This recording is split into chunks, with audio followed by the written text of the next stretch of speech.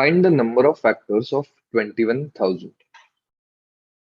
Now, let's first prime factorize 21,000. Now, 21,000 we can split it up as 21 into 1,000.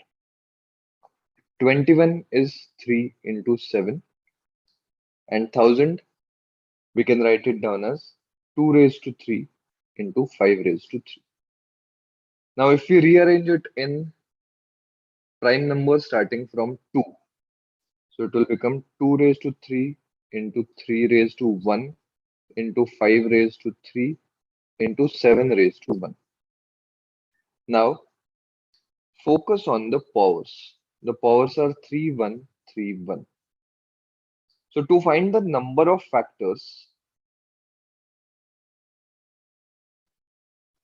what we have to do is we have to add 1 to each of these powers and then multiply. So we have 3 plus 1 multiplied by 1 plus 1 multiplied by 3 plus 1 multiplied by 1 plus 1. So 3 plus 1 is 4 into 2 into 4 into 2. So 4 2s are 8 into 8. We get the answer as 64. So answer will be option C, 64.